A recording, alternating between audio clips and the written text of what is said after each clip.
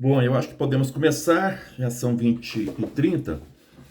Então, boa noite a todos. Nós estamos aí com a Lu, Rafael, Elvira, Paula, Mauro e o Valdemar. Hoje nós vamos dar uma avançada no nosso curso.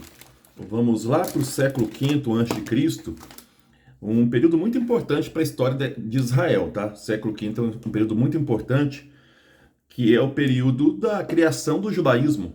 Então, a ideia de religião judaica, das regras judaicas que nós conhecemos hoje na Bíblia, foram compostas aí no século V. É o período pós-exílio, do retorno de alguns judeus para casa e da organização de algumas reformas importantes, tanto na questão da lei, da governabilidade do governo, mas também na questão aí da reforma religiosa, tá? Dois homens serão importantes nessa reforma. O primeiro foi um governador chamado Neemias, vamos falar dele hoje, tá? Neemias. E na próxima aula eu vou falar sobre o Esdras, que foi um líder religioso. Então, esses dois homens, o Neemias como governador e o Esdras como líder religioso, eles fizeram aí uma grande mudança, vamos dizer assim, que eles salvaram a identidade judaica. Porque foram graças aos dois aí, que o judaísmo vai ser organizado e vai, então, ter essa identidade que nós conhecemos hoje, tá? Então, quando você estuda história na faculdade, pergunta qual que é o fundador do judaísmo. As pessoas tendem a falar o Moisés, o Abraão, não. O fundador do judaísmo foram essas duas pessoas, o Esdras, primeiro Neemias, né, que era governador, e o Esdras, um líder religioso. Essas duas pessoas vão criar o que nós chamamos aí de judaísmo, esse judaísmo atual. Então a nossa aula hoje é sobre isso. É sobre o pós-exílio. Nós já falamos que o exílio da Babilônia, ele vai de 592 a 539. Quando o persa Ciro, ele vence os babilônicos, ele permite a volta dos judeus para casa. E só que uma coisa importante para a gente observar, essa volta, ela não acontece como a gente imagina, não. Não foram todos os judeus que voltaram, não. Por quê? Porque o Ciro, ele continuou sendo o governante. Então Israel passou a ser um estado, nós chamamos na história de vassalo. O que é estado vassalo? É um estado dependente. Israel dependia agora dos persas, não mais dos babilônicos, mas dos persas. Tinha que pagar impostos para esses governantes persas. E por isso, muitos judeus que lembra que eu falei na última aula do segundo Isaías, que via uma volta da restauração, muitos judeus acreditavam na volta do estado davídico com o rei, né? E isso não aconteceu. Não aconteceu porque Israel continuou sendo ainda dependente do estrangeiro. Agora, na condição de estado vassalo, não mais de estado escravo, porque com os babilônicos, os judeus foram como escravos. Agora eles retornam, alguns vão retornar, não mais como escravos, mas como dependentes. Vão continuar dependendo ainda dos persas. Eu quero que vocês vão gravando sempre esses nomes, porque só para a gente tentar entender quantas vezes, né, os judeus foram aí dependentes de outro estado. O Egito, lá primeiro, né, nós falamos do Egito, depois dos assírios, né, a parte do norte dos assírios, depois da Babilônia. Agora estamos nos persas, a quarta grande dominação estrangeira, né? Então, lá desde Moisés, o Egito, depois aí os assírios no norte, os babilônicos no sul, e agora os persas, né? Os persas estão dominando através desse rei chamado Ciro. Ciro, que foi governante dos persas, e vai permitir que os judeus retornem para casa. Então, fiquem atentos e atentas, que essa volta não será uma volta de todo mundo, não. A população que volta ainda é um número pequeno, porque muitos estão já esparramados em alguns lugares e preferiram ficar. Por exemplo, muitos continuaram ainda na Pérsia, na Babilônia. Ficaram ricos na Babilônia. Muitos judeus que desenvolveram o comércio, eles não voltaram. Já estavam ricos na Babilônia e ficaram na Babilônia com seus filhos. Nós sabemos que os judeus já tinham comunidade na Babilônia, no Egito. Nós até falamos que o Jeremias morreu no Egito, né? Lembra daqui lá? No Egito eles tinham comunidade. E uma outra comunidade numa cidade também do Egito, no Nilo ali chamado Elefantina, tinha uma comunidade judaica, nós sabemos, por esses documentos. E sabemos de judeus ainda em Jericó, né, no norte. Jericó vai ter judeus, comunidade de judeus. Então os judeus eles não estão só em Jerusalém, agora só na região de Judá, onde é o sul, né? Onde é a parte mais sul de Israel. Eles estão esparramados. A população, quando ela volta da Babilônia, não se for... Lembra que eu falei para vocês que foram deportados aí, segundo estatística aí, de 4.600 judeus a 20 mil judeus? Hoje a história acredita mais aí em 20 mil judeus. A população que vai se formar com a volta desse povo para o seu território vai ser no máximo 50 mil pessoas. Onde nós encontramos isso? No livro de Esdras, no livro de Neemias, principalmente Neemias, tá? Esses livros de Neemias e Esdras, eles fazem parte e contam essa história que nós vamos falar hoje, tá? Então, parte da história que nós vamos contar hoje está no livro de nossas fontes, né? Além da fonte histórica, Fabrício e Gil, boa noite. Começando agora. Então, além do livro de Esdras e Neemias que contam essa história, né, a história da volta do exílio, Esdras e Neemias, que está na Bíblia nossa, nós vamos ter também Malaquias, vai falar também um pouco sobre isso. Abdias também vai falar sobre esse momento pós-exílios, e também o livro de Crônicas também fala desse pós-exílio. Isso na parte bíblica. Mas na parte histórica ainda existe um historiador que viveu na época de Cristo, chamado Flávio Joséfo. Ele, pegando os documentos históricos, ele também vai narrar um pouco sobre o retorno do exílio. Tá? Então esse Flávio Joséfo também vai falar desse retorno do exílio. Então nós estamos agora no século V, o exílio foi no século VI. Então em 539, o Ciro permite o retorno dessa gente. Século VI, tá? 539. Inclusive, permite que os judeus reconstruam um templo, desde que os judeus continuem fiéis aos persas, e que paguem os impostos aos persas. Então, de estado escravo, nem estado mais, porque o estado tinha acabado, né? De povo escravo na Babilônia, os judeus vão formar uma comunidade agora uma comunidade dependente dos persas, tá? Esses persas. Principalmente com um governo chamado Artaxerxes, que era o rei depois do Ciro, tá? Ele, na verdade, o Artaxerxes I, ele é neto do Ciro que libertou aí o povo da Babilônia. Outro dado importante para a gente entender esse momento, desse século V que nós vamos falar hoje, em relação aos persas, depois lá no finalzinho, na próxima aula, quem vai vencer? Porque esse mundo antigo é um povo conquista o outro o tempo todo. Os babilônicos conquistaram a Síria, os persas conquistam agora a Babilônia. E quem vai conquistar a Pérsia? Depois serão os gregos. Os gregos vão conquistar a Pérsia. Vocês já até viram esse filme. Vocês já até viram esse filme na televisão, chamado Os 300. Né, aos 300 contra os persas lá, né? Então os gregos, depois lá no século IV, os gregos vão conquistar os persas, aí os judeus vão passar para o domínio grego. Estão vendo que os judeus estão sempre sob o domínio de um povo? Egito, Assíria, Babilônia, Pérsia, Grécia. Aí os romanos vão dominar a Grécia. Aí os judeus passam para os romanos. Vocês conhecem essa história, porque quando Jesus nasceu, a Judéia estava sob o domínio dos romanos. Nós até sabemos que foram os romanos que mandaram matar Jesus. Então, ou seja, o povo judeu sempre passando por dependência de povos. A dependência agora será em relação aos persas, e esse povo vai ter que pagar os seus impostos para os persas, para que os persas deixem eles quietos. E até permite que reconstrua esse templo. Outra informação que vocês não podem esquecer, porque isso é importante na história, é que esse templo é chamado de segundo templo. Por que segundo templo?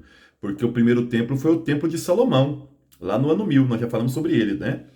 Então o primeiro templo foi o templo de Salomão, e agora nós estamos na reconstrução do segundo templo.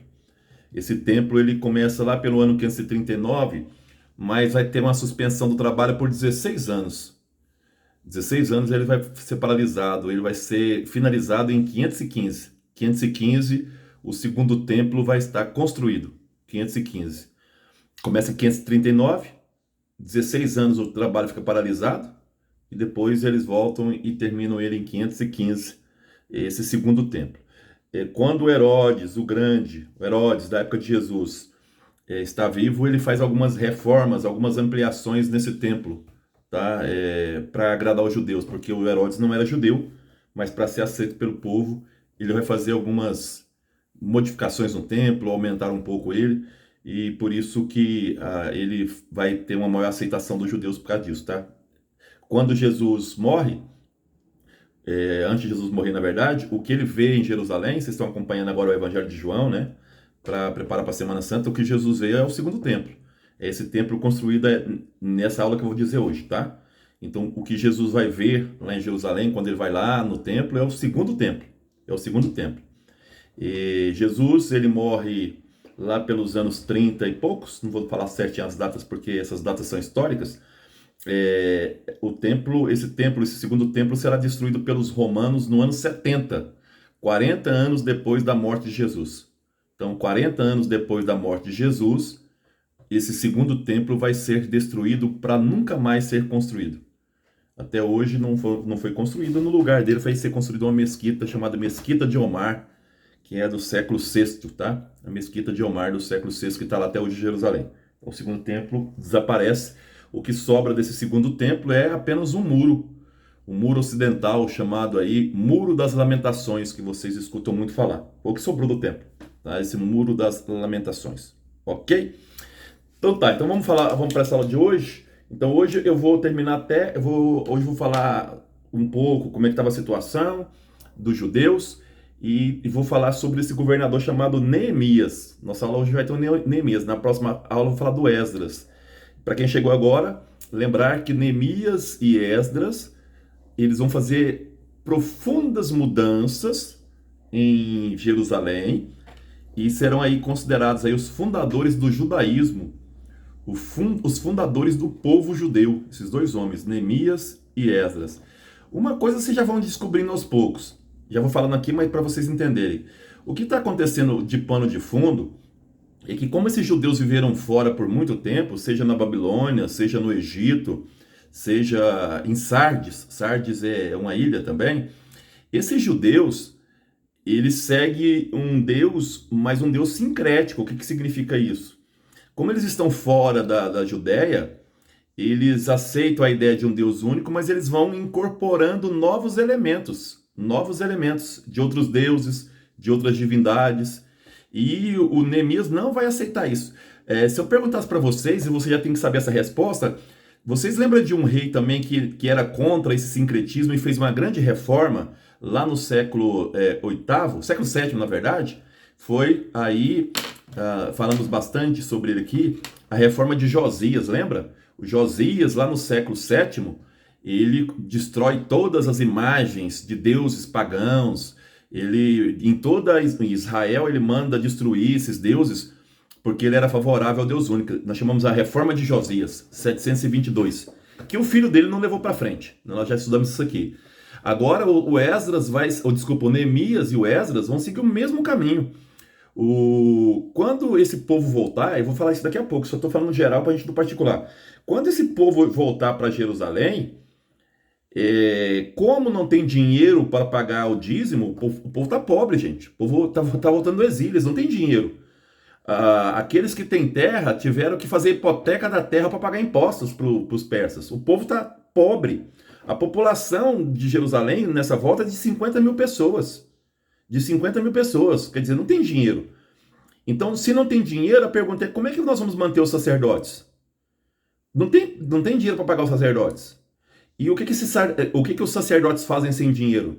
Negligenciam. Quer dizer, não vai levar a sério o culto, não tem dinheiro, não estão me pagando.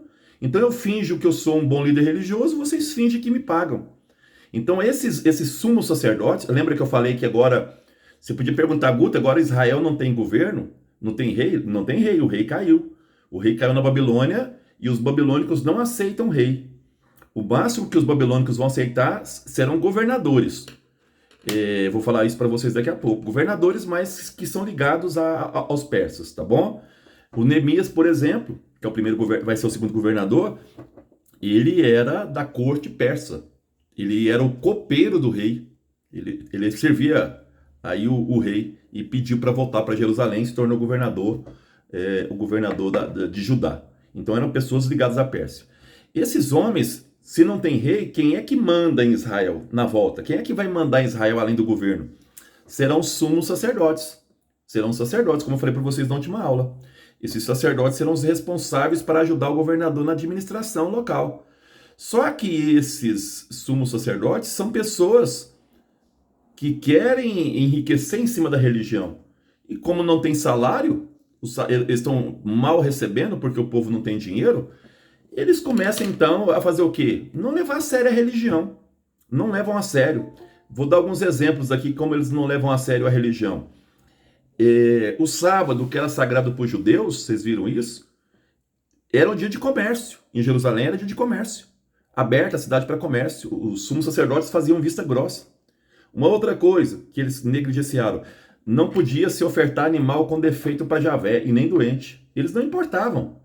Isso está tudo no livro de Esdras e Neemias, tá? Isso que eu estou falando para vocês. Eles começam então a oferecer a Deus animais com defeito, animais doentes. Eu até entendo por quê, porque você está numa fome danada, numa miséria danada, essas pessoas estão tentando salvar o que é possível. Mas aí o Neemias não vai aceitar isso depois. Então, ou seja, a religião ela ficou colocada como segunda instância na volta. E sem salário, sacerdotes que não levavam a sério a religião, o povo extremamente pobre, aqueles que tinham terra, fizeram hipoteca da terra para pagar impostos, população pequena, as cidades não estavam fortificadas porque estava na mão dos persas. A pergunta é, de onde os persas administravam, se a Pérsia é muito longe de Israel? Os persas não foram bobos. Começaram a administrar a partir da Samaria. A Samaria, que já era inimiga dos judeus, vocês conhecem essa história, passou a ser a sede do governo persa ali na Terra Santa. Então, ou seja, todas as informações para os persas eram dadas a partir da Samaria, que é o centro ali de Israel, tá? Para vocês entenderem. O norte é Galileia, onde Jesus morou, o centro é a Samaria e o sul, Judá. Então a região de Judá, ela foi governada a partir da Samaria, o que aumentava o ódio entre samaritanos e judeus. Vão tentando entender quando Jesus conversa com a samaritana, para vocês verem esse ódio ele é histórico. Desde a divisão, depois também aí com os persas, porque os persas governavam a partir da Samaria. O sul, bem lá no sul mesmo, perto do Egito, aquelas terras caíram na mão dos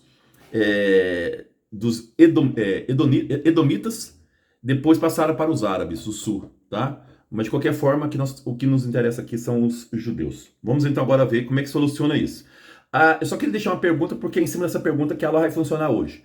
Se continuasse assim, se continuasse do jeito que eu estou falando para vocês, o culto não valorizado, o sábado não sendo sagrado, circuncisão não sendo levada a sério. Outra coisa grave, casamentos mistos. O que é casamentos mistos? De judeus com não judeus, com pagãos. Estava acontecendo. Se isso acontecesse, o que aconteceria com Judá? Essa é a pergunta. O que aconteceria com Judá? Desapareceria. Quer dizer, a identidade judaica, se continuasse desse jeito, desapareceria. Porque casamento misto leva o quê? Leva você a aprender outra cultura. Outros deuses são introduzidos. Divórcio muito alto em Israel nesse momento. O divórcio está muito alto nesse momento. Isso quem fala também é o livro de Neemias e Esdras. O divórcio muito alto. A identidade desse povo está perdendo. Então, podemos dizer o seguinte, o que aconteceu na volta, e estamos fazendo um resumo da volta, tá? O que aconteceu na volta desse povo de Israel foi um desânimo total. A pretendida restauração do estado de Davi não aconteceu. Esse povo continuou dependente dos persas. Estão desanimados. A religião não dá as respostas que eles querem. A tentação deles é abandonar essa religião, essa tentação do povo que está voltando. E nem todos voltaram. A maioria do povo ficou. Eu estou aqui bem na Babilônia, eu estou bem no Egito, eu estou bem em Sardes, eu estou bem. Por que voltar para casa? Então a maioria não voltou. tá? São poucos que vão voltar. E voltam bastante desanimados, vamos dizer assim. A volta foi muito difícil, muito difícil. É, alguns tentaram fazer a fortificação das muralhas de Jerusalém, lembra que elas foram destruídas pelos babilônicos, mas a Samaria logo denunciou. A Samaria falou assim, os judeus estão construindo as muralhas, estão fazendo uma sedição. O que é sedição? Revolta. Estão querendo revoltar contra os persas. O governo persa autorizou os samaritanos a ir lá em Jerusalém com arma na mão para que eles não construíssem as muralhas de Jerusalém. Quem vai conseguir construir essas muralhas de Jerusalém, que é importante para vocês saberem, vai ser o Neemias. O Neemias ele vai conseguir construir essas muralhas de Jerusalém. Mas eu vou explicar por que ele conseguiu, tá? Daqui a pouquinho. Ele que vai conseguir isso depois. Então a pergunta é, já viu quem gosta de desenho e de filme aí, de série, já viu aquele o Chapolin Colorado do SBT? Então quem é que vai poder nos defender? Essa pergunta que estava surgindo lá em Jerusalém. Quem é que vai nos salvar? Quem é que vai nos ajudar a manter a identidade?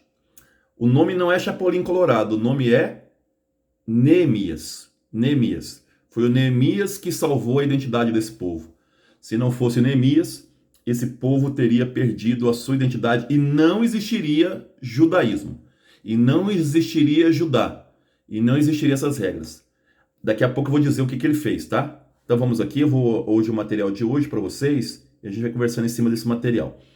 Boa parte eu falei aqui, eu vou mostrando para vocês. E aí vocês vão... Deixa eu só pegar lá a primeira parte, né?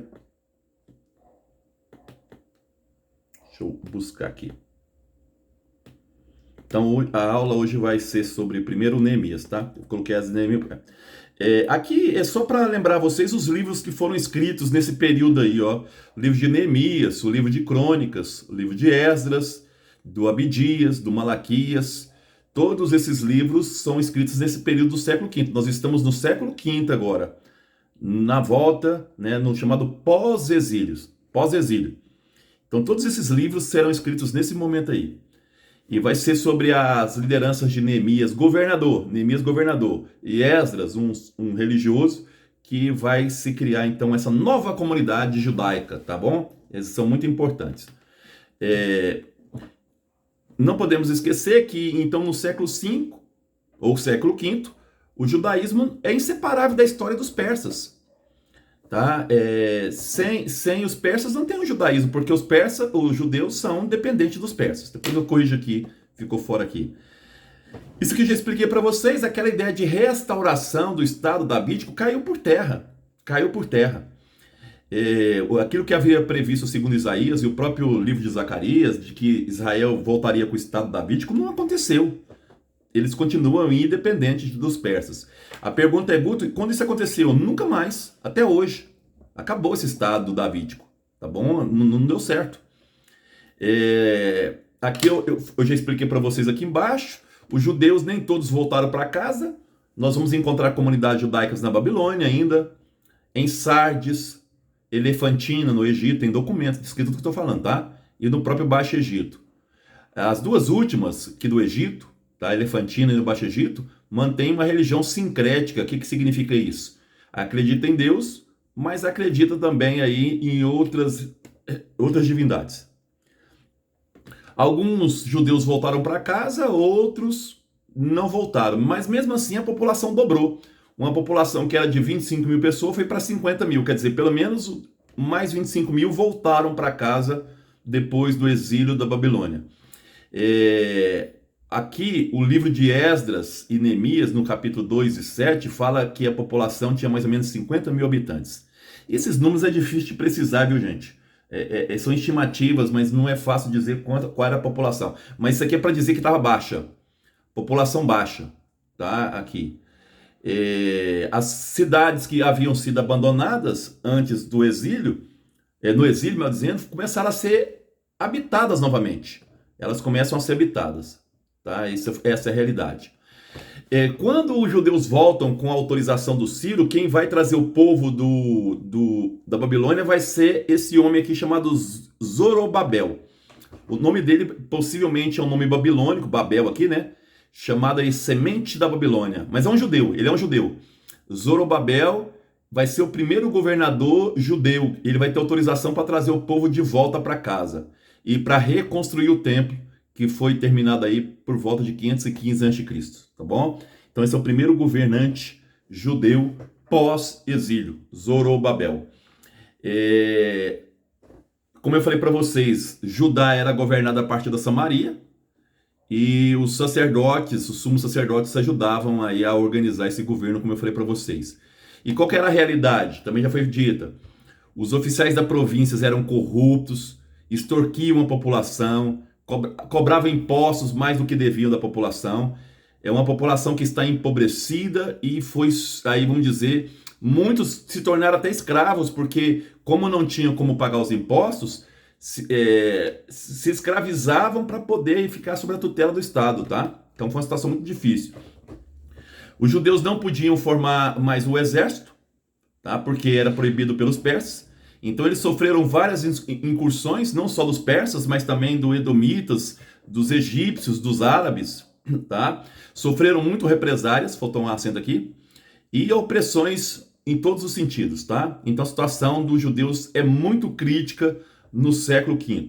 Vamos só para vocês pegarem aqui, além da Samaria, os judeus mantinham aí tensão com outros povos da época, os edomitas, ao sul, tá? E eu não coloquei aqui não, mas os árabes também. E aí que se criou, através do livro de Abdias, isso que é muito importante, que aparece no Novo Testamento várias vezes, o dia de Javé, principalmente no Apocalipse. O que é o dia de Javé? Os judeus esperavam, desde o pós-exílio, que Deus ajudaria Israel a reconquistar toda a sua terra perdida e levaria os inimigos a serem destruídos. Quem principalmente? Os edomitas. Nesse momento, os edomitas do sul, bem lá no sul, são os principais inimigos de Judá. Então, quando vocês lerem na Bíblia a palavra o dia de Javé, ou dia de Javé, isso aparece nos evangelhos, aparece aparece no livro de Apocalipse, quer dizer o dia da vingança de Deus. Quando Deus vai colocar todos os inimigos debaixo dos pés de Israel, e Israel vai reconquistar a sua terra. Isso é chamado dia de Javé, ou dia aí de Iavé, tá bom? Isso começa a aparecer no livro escrito nesse momento, livro de Abdias, do capítulo 15 ao 21 aí. O neto do Ciro, chamado Artaxerxes I, ele reinou por 40 anos, tá? De 464 a 425. Esse rei, como todo rei da época que nós estamos falando, a preocupação primeira dele é com os egípcios. Então ele luta primeiro contra os egípcios, tentando minar os egípcios. Quando ele consegue controlar os egípcios, aí então ele vai se preocupar com os judeus, porque esse corredor palestino é muito importante, porque é esse corredor que leva até o sul, que leva aos árabes, que leva ao Egito. Era muito importante para os persas manter a Palestina, né, sob controle. Como eu falei para vocês, os judeus em 445 tentaram construir um muro de proteção. Os samaritanos denunciaram essa construção e essa denúncia chegou-se aí aos ouvidos dos persas, que proibiu a continuação dessa construção, tá? Os judeus eles foram autorizados a construir o templo, eu falei isso para vocês, e o templo ele foi importante porque, primeiro, o templo passou a ser um lugar de reunião dos judeus. E também dá aos judeus esse status de comunidade de culto. Tá? Então, os judeus eles voltam a ser essa comunidade de culto. Mas mesmo com a construção do templo, como eu falei para vocês no início da aula, muita negligência religiosa. Eu vou dar alguns exemplos. Os sacerdotes ofereciam animais doentes e feridos. Eu falei isso para vocês, está aqui no livro de Malaquias, vocês podem confirmar isso depois. O sábado foi negligenciado e dedicado ao trabalho. Trabalhava-se no sábado. Nesse período, está aqui no livro de Neemias, podem consultar depois. Falta de pagamento do dízimo, o povo não tem como pagar, Malaquias 3, 7 a 10. O divórcio aparecendo como escândalo público, isso também está em Malaquias 2, 3, 16. Patrões enganando funcionários, não pagando o salário de funcionários. Casamentos mistos, esse é um dos piores problemas. Os judeus, desde os patriarcas, não aceitavam que os filhos casassem com mulheres de outros povos. A não ser que os homens se fizessem circuncisão. Vocês conhecem a história lá dos filhos do Jacó, né? que obrigam homens que queriam casar com a Diná, a irmã deles, que fizesse a circuncisão. Então, ou seja, os judeus não aceitam esses casamentos mistos e eles estão acontecendo. População baixa, poucas mulheres, e eles estão casando. Mas isso é mal visto pelos judeus ortodoxos, aqueles que seguem a religião ao pé da letra. Então, aquela pergunta que eu fiz, era necessário medidas para salvar a identidade do grupo. Né? Se continuasse dessa forma, não levando a sério a religião, não levando a sério o sábado, vocês lembram que lá no exílio, as duas coisas mais importantes para manter a identidade foi justamente a questão da circuncisão e a questão do sábado? Está sendo negligenciado. Sem isso não tem cultura judaica. Então, precisava de uma pessoa para salvar esse povo. Quem é essa pessoa? Está aqui o nome dele. Neemias.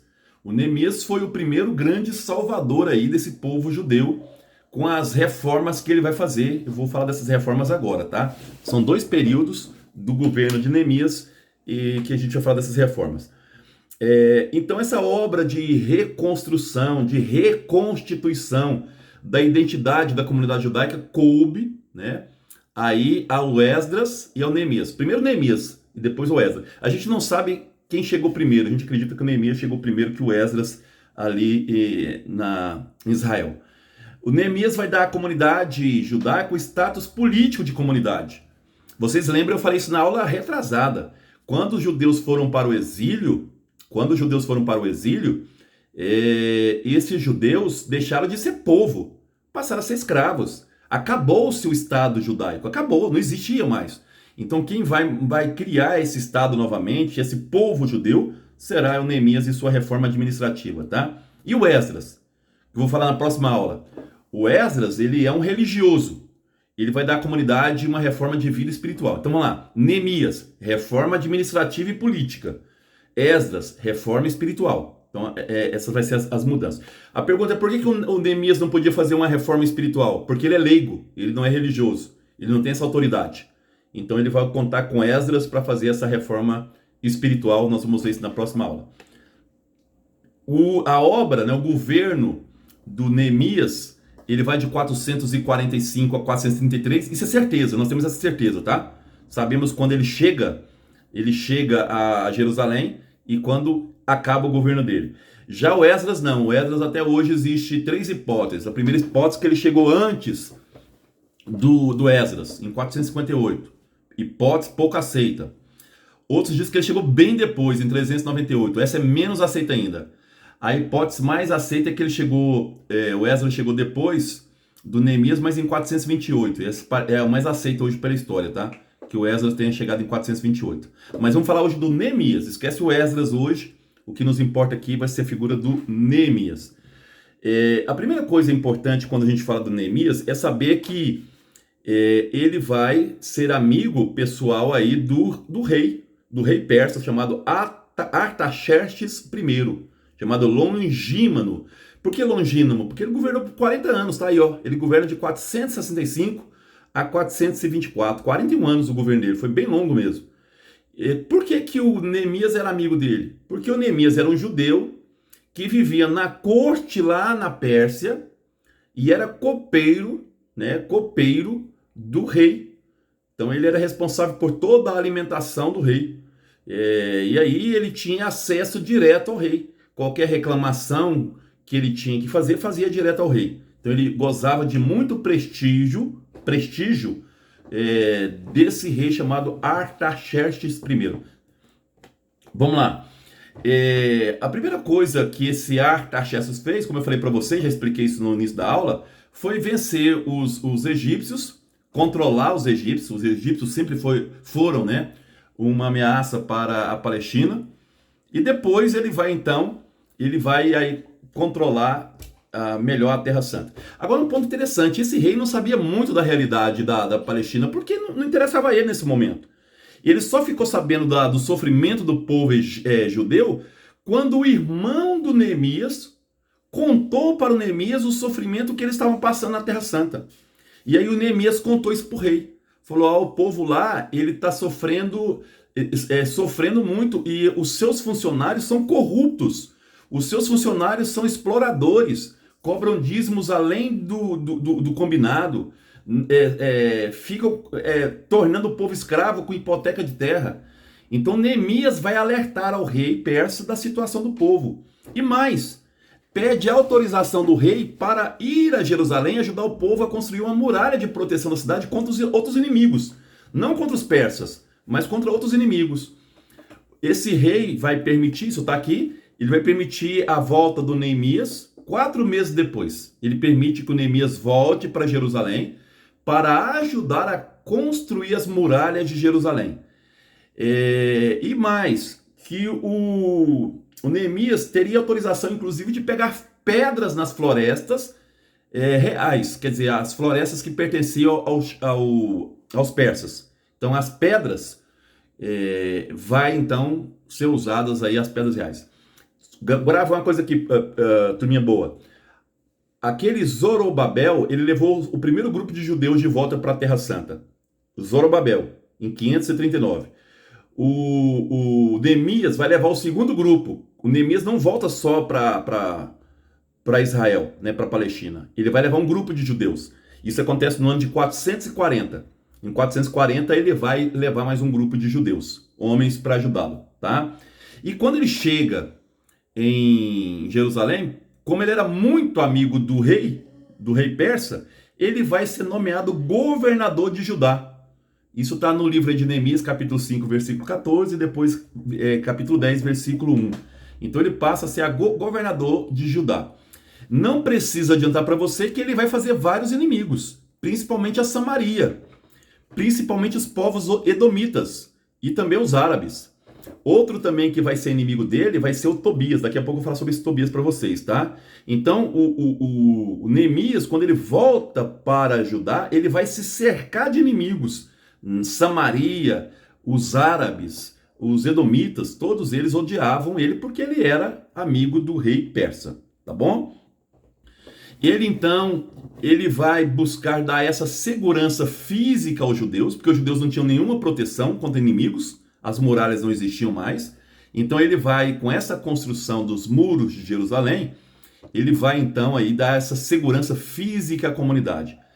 Para a construção do muro, ele fez uma grande convocação em toda Israel, para que homens que estivessem dispostos pudessem ajudar na construção das muralhas de Jerusalém.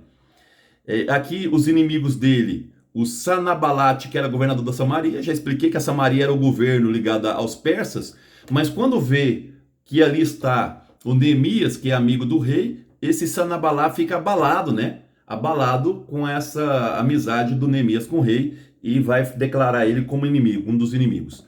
Além dele, o Tobias, que é governador de Amon, também vai ser inimigo do Neemias, como também o Gozem, que era o comandante de Quedar, que era um árabe, um comandante árabe. Todos esses são inimigos. E eles tentaram minar o Neemias, a construção da muralha, de várias formas. Primeiro zombando dele, que aquilo não ia dar certo.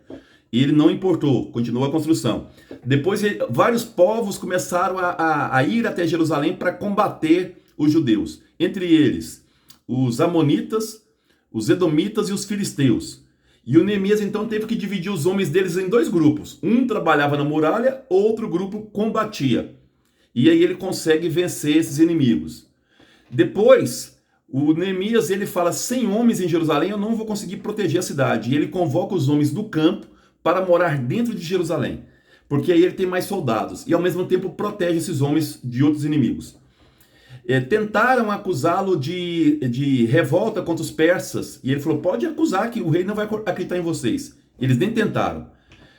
O Tobias, o rei de Amon, ele casa com mulheres das famílias ilustres de Jerusalém para infiltrar dentro de Jerusalém, para ser um inimigo interno do Tobias. Então tudo que o Tobias fazia, tudo que o Neemias fazia, o Tobias sabia, porque está dentro de Jerusalém, casado com as mulheres mais ricas ali de Jerusalém. Foi uma forma que ele fez também.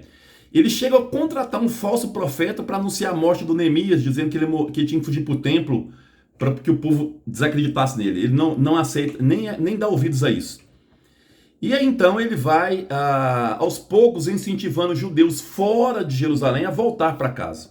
Em levas, pequenos grupos voltando para casa. e isso dá certo porque a população começa a aumentar em Jerusalém. O fato é que esse Neemias, ele era muito, vamos dizer assim, ele acreditava muito na proposta dele. Ele nada fazia ele voltar atrás, o que fez com que ele reconstruísse as muralhas de Jerusalém. Primeiro período dele. Uma coisa que ele percebeu é que existia muita exploração em relação aos pobres. A prática de usura, cobrar juros altos desses pobres, tomar a terra deles. Ele chama todos os credores desse pobre, proíbe que eles cobrem juros deles e mais, pede para que esses homens devolvam o que eles haviam roubado dos pobres. Para dar o exemplo, ele diz, eu mesmo não aceito uma propriedade, eu como governador não quero uma propriedade, a única coisa que eu quero é o meu salário através de coletas. Então ele se fez um rei muito pobre para dar exemplo para os demais. E qual foi o argumento dele? Ao que ele apelou para que as pessoas seguissem isso? Ao sentimento judaico. Nós somos judeus. Judeu não explora judeu. Vocês estão explorando o irmão de vocês. Então vocês estão agindo como os pagãos. Esse foi o argumento dele. Então como que judeu vai explorar judeu? Não faça isso. Devolva o que vocês roubaram. É engraçado que quando a gente lê os evangelhos, existe um homem que subiu na árvore para ver Jesus, um homem chamado Zaqueu, que explorava também com os impostos. Qual que é a frase que ele fala para Jesus depois que ele converte? Senhor, eu vou devolver 4 vezes mais aquilo que eu roubei. Olha aqui a memória judaica, né, que está presente nele aí desse período ainda. Ele continua fiel ao rei persa. Ele vai fazer guerras com os negligentes, tá? Qual que é a guerra com os negligentes? Ele vai então ser uma pessoa intolerável com casamento misto. Ele ficou sabendo aí de um homem que casou o neto com uma mulher não judia. No meio do povo ele puxou a barba desse ancião, condenando isso. Ele não aceitava esses casamentos mistos. Para ele isso era a pior coisa que existia entre os judeus, tá? Mas faltava a reforma religiosa. Ele percebeu que se não fortalecesse essa religião, a reforma administrativa dele não daria certo. O segundo, quando ele terminou o governo dele termina em 433. Ele volta para a Pérsia, para a corte persa. Esse era o acordo dele com o rei. Ele volta, mas 2 anos depois ele está de novo em Jerusalém. Possivelmente ele fez um novo acordo com o rei persa. Ele volta a Jerusalém. Quando ele chega em Jerusalém, ele percebe que o próprio sumo sacerdote chamado Eliasibe tinha colocado Tobias dentro de um quarto, dentro do templo. O que ele faz? Ele pega as coisas do Tobias, joga na rua, manda jogar na rua e manda purificar o templo. Tá? Manda purificar o templo. Não aceitava fazer do templo um hotel. E aí ele vai tomar várias atitudes contra a indiferença religiosa. Primeiro, o dízimo deveria ser pago normalmente e entregue a tesoureiros honestos, que não desviariam o dinheiro. Então a primeira coisa que ele faz é essa. Segundo, lenha permanente para o sacrifício. Nem lenha o templo estava tendo. Então ele diz que o templo tem que ser abastecido com lenha para cultos permanentes. Terceiro, aquele comércio que existe no sábado, para não existir, ele manda fechar as portas da cidade no dia do sábado. Ninguém entrava para fazer comércio em Jerusalém. Aí a pergunta, mas e fora? Quando as pessoas armavam a barraca fora das portas, ele mandava prender. Então, para poder guardar o sábado. Essa foi a medida que ele fez. Tá bom? Então, isso aqui foi um pouco o governo do Neemias.